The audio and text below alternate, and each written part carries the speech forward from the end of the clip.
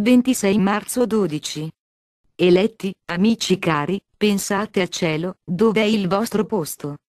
Non perdetevi nelle cose terrene, la vostra patria non è la terra. Sposa cara, ogni uomo volga al cielo il suo pensiero e si prepari giorno dopo giorno, finché dura il suo tempo. Vedi come gli uomini di questo tempo restano immersi tanto nei pensieri terreni, che poco si volgono al cielo? Trascorre rapido il tempo, si consuma per ogni uomo. Ti dico, piccola cara, ti ripeto, le cose terrene passano in fretta, il cielo è la meta verso la quale aspirare, è il porto dove approdare per sempre. Ecco ciò che dico, quello che ripeto, sposa amata, ogni uomo si concentri sul pensiero del cielo. Sia la sua gioia e lo sprone il cielo, dove io, Dio, ho preparato una patria definitiva per ogni uomo. Mi dici, dolce amore, il tuo progetto è sempre sublime, c'è un disegno d'amore, che vuoi realizzare e chiedi solo un sì, deciso e pronto, per farlo. Talora penso spesso l'uomo, quando le cose sulla terra vanno male, cade in una grande tristezza, giunge a perdere, talora, anche la speranza. Questo accade, mentre il suo pensiero dovrebbe andare oltre al tuo sublime progetto su di lui.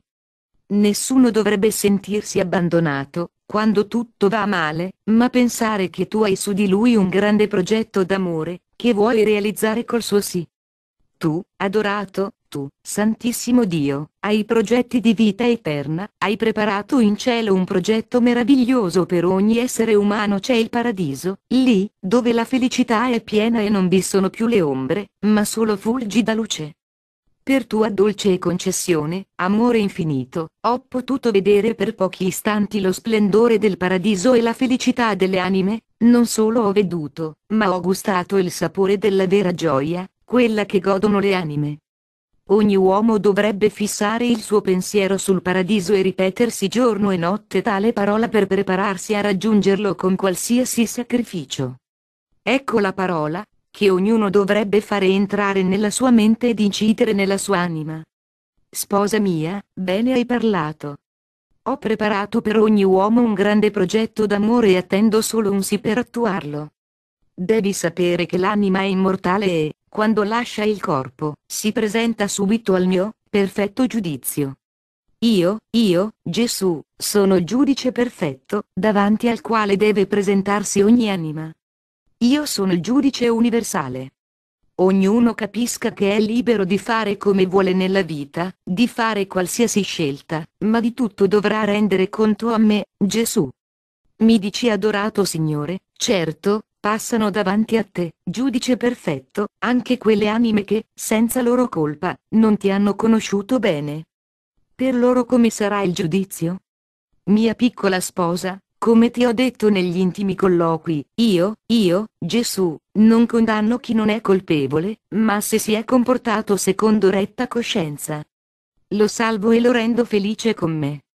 Mi dici, dolce amore, ho ben compreso che la condanna è solo per chi ti ha ben conosciuto e ti ha voluto rifiutare. Il tuo cuore è un immenso oceano d'amore. Sia tu sempre benedetto.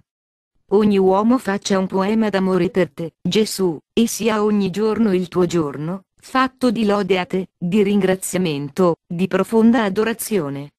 Sposa cara, capisci che il paradiso comincia già sulla terra, come l'inferno inizia in essa.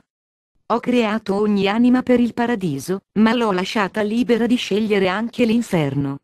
Si prepari il mondo ad una svolta conclusiva. Resta felice nel mio cuore, sposa fedele, e godi nelle delizie d'amore. Ti amo. Vi amo. Gesù. Figli cari e tanto amati, vivete intensamente in Dio questo grande tempo favorevole, preparatevi un futuro di gioia e non di dolore. Pregate per capire bene ciò che Dio vuole da voi, giorno dopo giorno, e fate le scelte giuste. Figli amati, pensate seriamente alla vostra conversione, che avviene nel tempo e matura nel tempo. Se voi, figli amati, vi perdete nelle cose della terra e dimenticate il cielo, faticate molto nella conversione. Figli amati, dovete impegnare tutte le vostre forze per la conversione del cuore.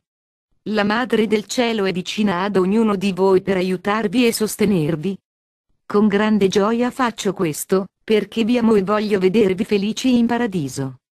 Capite bene che il Padre caro mi permette di fare molto per voi, mi concede di venire ogni giorno come madre sollecita ed amorosa.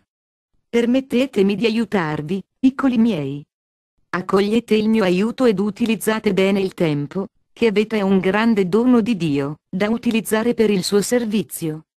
Madre amata, vogliamo sempre unire la nostra preghiera alla tua, perfetta, per essere graditi a Dio e volare verso la meta sublime del paradiso.